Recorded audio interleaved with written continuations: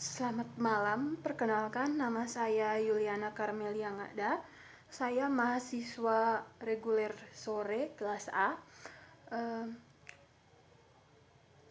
Ini adalah tugas review sosiologi terapan saya yang pertama dengan judul Kritik Media Sosial dan Masyarakat Informasi. Masyarakat informasi, kontribusinya tidak serta-merta berbagi asumsi bahwa kita hidup dalam masyarakat informasi.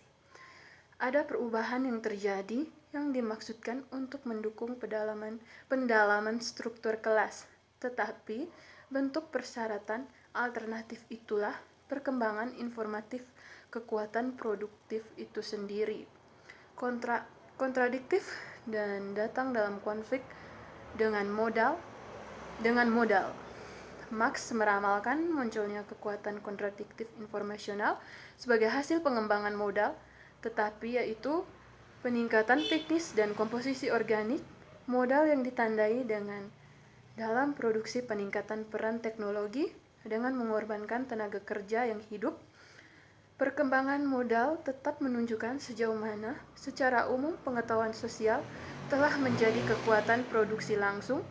Untuk apa derajat kondisi proses kehidupan sosial itu sendiri berada di bawah kendali kecerdasan umum yang telah diubah sesuai dengan itu.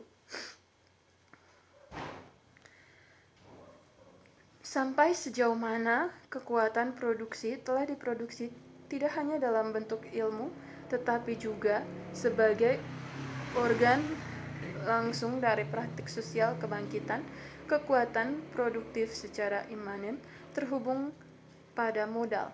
Kebutuhan untuk menemukan cara-cara teknis yang memungkinkan lebih banyak mengumpulkan keuntungan bahwa masyarakat harus sampai tingkat tertentu menjadi informasi merupakan akibat perkembangan dari kapitalisme.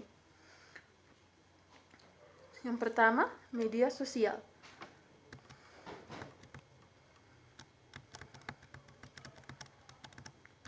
Semua media berdiri dalam konteks masyarakat, mengabaikan analisis media bersama masyarakat, sering menghasilkan deterministik. Media kontemporer di satu sisi sebagai kontribusinya, pameran buku terjerat ke dalam berbagai bentuk dengan bentuk komoditas dan pribadi. Oleh karena itu, pendekatan teori sosial mengklarifikasikan tentang gagasan sosial tentang media sosial dapat dilanjutkan dengan mengidentifikasikan 3 proses informasi sosial yang merupakan 3 bentuk sosialita. Yang pertama, kognisi. Yang kedua, komunikasi. Yang ketiga, kerjasama. Ketiga, kritik. Pada karya Karl Marx ada sebuah indikasi untuk bertahannya kapitalisme konflik kelas dan krisis. Ada beberapa alasan hilangnya Marx, termasuk munculnya kelas neoliberal. 1. Munculnya perjuangan kelas neoliberal dan neoliberal atas. 2. Komodifikasi segalanya termasuk milik bersama dan publik. 3. Bangkitnya postmodernisme. 4. Kehadiran dan intensitas perjuangan yang rendah. 5. Kurangnya kepercayaan pada alternatif. 6. Iklim reaksi konservatif dan komodifikasi. Meningkatnya kesenjangan pendapatan antara si miskin dan si kaya menyebabkan tenaga kerja berbahaya dan krisis kapitalis global baru.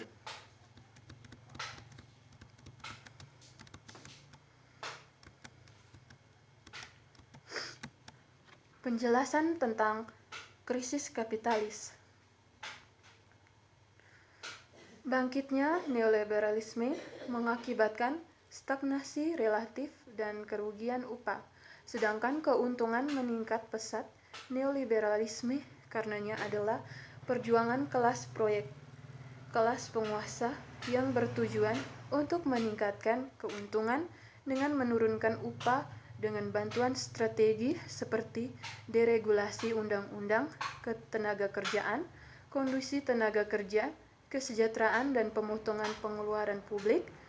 pemotongan pajak untuk perusahaan, privatisasi barang publik, dan lain-lain.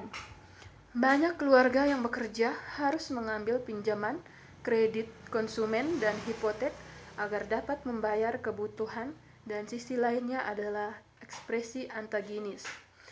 Ekspresi antagonis kelas antara modal dan tenaga kerja. Dimensi ketiga adalah akumulasi modal yang berlebihan.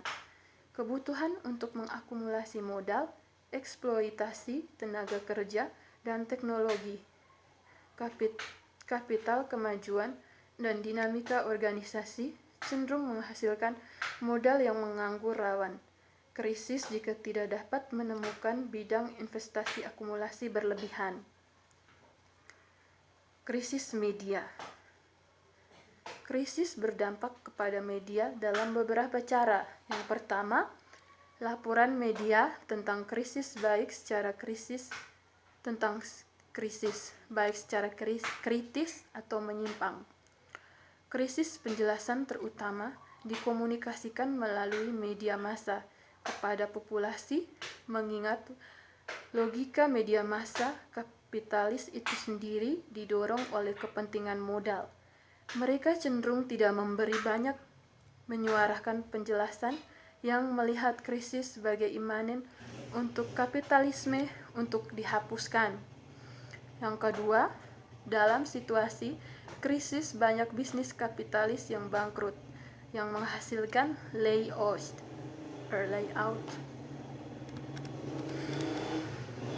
Tiga, saat-saat krisis juga merupakan waktu potensial untuk revolusi kerusuhan sosial, protes, dan pemberontakan. Gerakan sosial menggunakan dan menghadapi dengan media dalam berbagai cara. Mereka berkomunikasi di antara mereka sendiri dengan publik dan laporan media lain tentang mereka.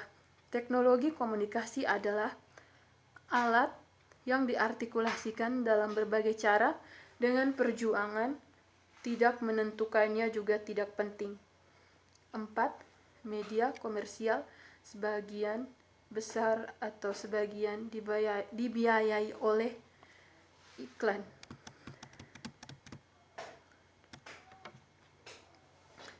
Akumulasi modal berdampak pada pendapatan iklan dan periklanan.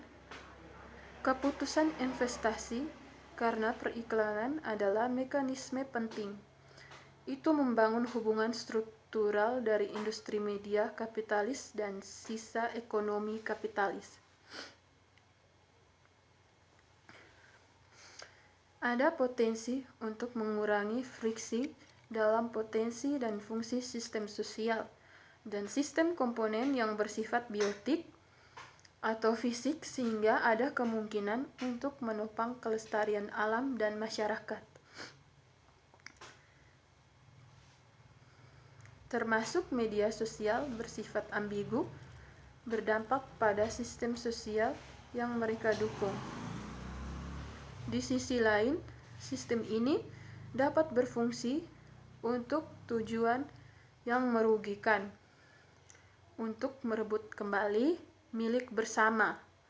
Milik bersama, mereka perlu